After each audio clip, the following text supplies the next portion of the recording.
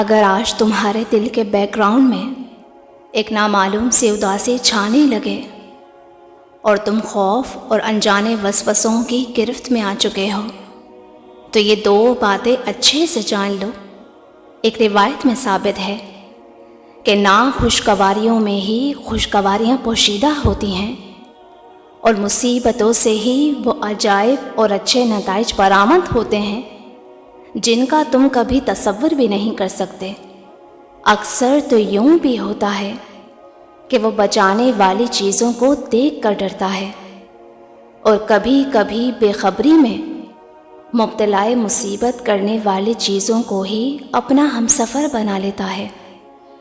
اگر یہی لا علمی تمہارے دل کو اداس اور بے چین کر رہی ہے تو سنو، میرا رب تو خود تم سے فرماتا ہے، قرآن کہتا ہے، اور بہت سی چیزیں تمہارے فائدے کے لیے پیدا کرتا ہے جن کا تمہیں علم نہیں ہوتا، اور اللہ ہی کے ذمہ ہے سیدھا راستہ بتانا، جبکہ ٹیڑھے راستے موجود ہیں۔ اگر آج تمہارا دل بھی مسلسل ملتی ناکامیوں سے رنج و ہزیمت میں مبتلا ہے اور شیطانی وسوسے تمہیں بے چین کر رہے ہیں، تو یہ ایک بات ذہن نشین کر لو۔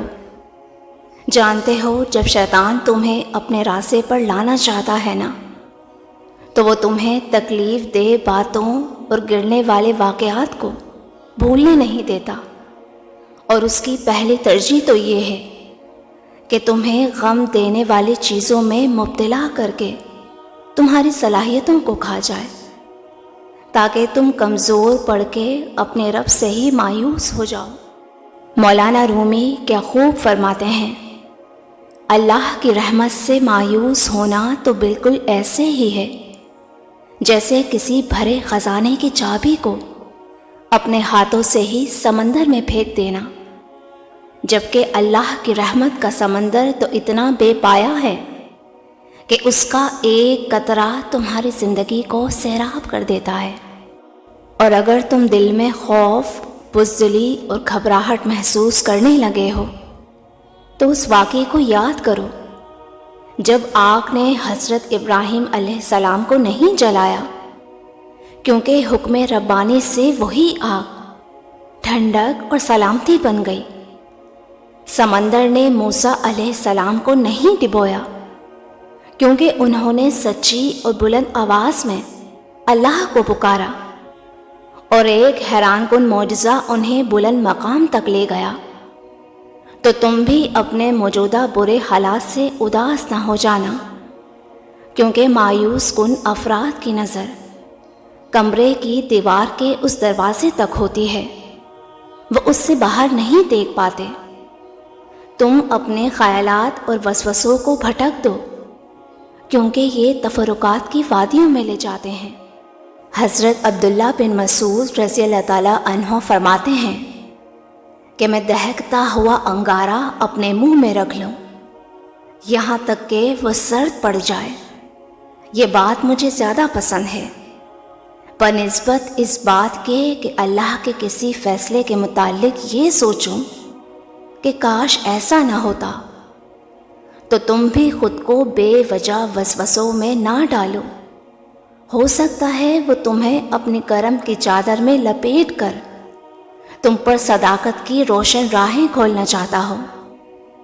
تم جانتے ہو یہ بے سبب اداسیاں کیسے ختم ہوتی ہیں، تو یاد رکھو کہ جب تم اپنے رب سے حسن ظن رکھ کر خیر اور اچھائی کا انتظار کرتے ہو نا، اور اپنے دلوں کو مردہ کیے بغیر اپنے ان کاموں کے ثمرات کے بارے میں سوچتے ہو جو تم نے کبھی خیر کے لیے کیے تھے، تو وہ جو تمہارا خالق ہے نا، افق سے تمہارے لیے وہ حیران کن خوشیاں اتارتا ہے کہ جس کا نزول تم نے کبھی سوچا بھی نہ تھا۔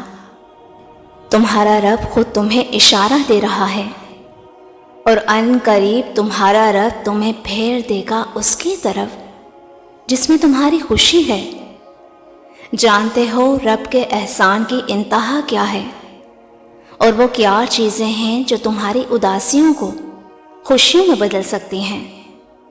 تو تو سنو، اگر تمہیں یہ اندیشے ستا رہے ہیں کہ یہ برا وقت کہیں ٹھہر نہ جائے اور مشکلات کی دلدل تمہیں نگل نہ لے، تو یاد رکھنا کہ وقت کو بدلنے میں وقت تو لگتا ہے مگر یہ ٹھہرتا نہیں۔ تم بے وجہ کی اداسی میں ڈوبنے کے بجائے مشکلات کے سمندر میں چھپی اس مہربان رب کی حکمتیں تلاش تو کرو۔ جانتے ہو جب وہ کسی کو اٹھانا چاہتا ہے نا، تو پہلے مبتلا مصیبت کر کے تمہیں آزماتا ہے۔ تو اگر آج تم اپنی زندگی سے تنگ ہو کر ڈپریشن کی طرف جا رہے ہو، بے سکون ہونے لگے ہو، تو سمجھ لینا کہ یہ بارش سے پہلے کی گرمی ہے۔ پھر بادل برسے گا اور زندگی میں ایک نیا پن آئے گا اور تمام افسردگی دور ہو جائے گی۔ اللہ تعالیٰ خود قرآن میں اس کا اشارہ دے رہا ہے، اور وہی تو ہے جو مایوسی کے بعد بارش برساتا ہے اور اپنی رحمت و برکت پھیلا دیتا ہے۔ وہی ولی و حمید ہے۔ جانتے ہو بت صرف پتھر کے نہیں ہوتے، بلکہ ہر وہ چیز جس کی محبت خالق کی محبت پر غالب آ جائے تمہارا بت ہے، اور اس کی پوجا ہی تمہاری روحانی بیماریوں کا سبب ہے۔ جان لو کہ دنیاوی سہارے مکڑی کے جالوں سے بھی کمزور ہوتے ہیں، تو تم اپنے دل کی بے کلی اور بے اطمینانی سے ٹوٹ نہ جانا، کیونکہ وہ جانتا ہے کہ تمہیں منافقت نہیں آتی، تمہیں ترک تعلق نہیں آتا، تمہیں بچھڑنے پر صبر نہیں آتا۔ ہاں میں جانتی ہوں کبھی کبھی لوگوں کی طرف سے تکلیفیں تمہیں توڑ کر رکھ دیتی ہیں، اور تمہیں لگتا ہے کہ اداسیاں ہمیشہ کے لیے تمہارے مقدر میں لکھ دی گئی ہیں۔ تو سنو، تم لوگوں کی دی گئی زیادتیوں سے دل چھوٹا نہ کیا کرو، کیونکہ تمہارا رب تو خود تم سے فرما رہا ہے۔ وہ کہتا ہے، اور اگر تم بدلہ لو تو اس قدر لے لو جس قدر تم پر زیادتی کی گئی ہو، لیکن اگر تم صبر کرو تو یقیناً یہ صبر کرنے والوں کے لیے بہت بہتر ہے۔ تم ان لوگوں کی حرکات پر رنج نہ کیا کرو اور ان کی چال بازیوں سے دل تنگ نہ کیا کرو۔ بے شک اللہ ان لوگوں کے ساتھ ہے جو تقوی سے کام لیتے ہیں۔ سنو، جب کبھی تمہیں لگے کہ زندگی کی ہر خوشی فنا ہو گئی ہے اور تم اندر تک ٹوٹ چکے ہو، تو میری یہ بات ہمیشہ یاد رکھنا کہ وہ مہربان رب ٹوٹی ہوئی چیزوں سے ہی ایک نئی تعمیر کرتا ہے۔ تم نے کبھی ٹوٹ کر بکھرے ہوئے بادلوں سے بارش کو برستے دیکھا ہے، جو فنا ہوتی مٹی کے ہر ذرات میں ایک نئی جان ڈال کر غلہ اگاتی ہے؟ تو تم بھی نظر انداز کر دو وہ سارے کے سارے وسوسے جو تمہارے دل کے بیک گراؤنڈ کو اداس کرتے ہیں۔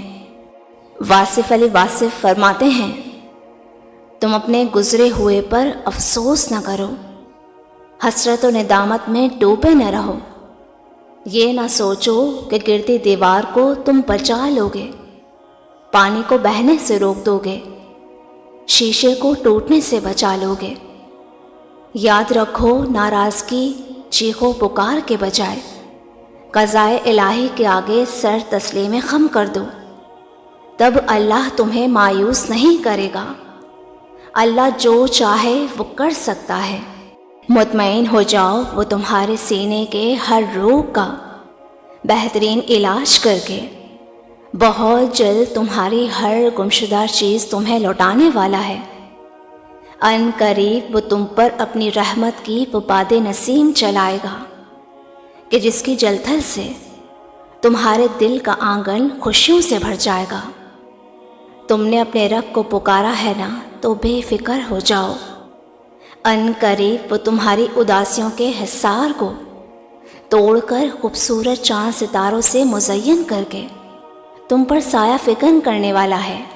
انشاءاللہ میری دلی دعا ہے کہ اللہ آپ سب کو شاد و آباد رکھے، آمین۔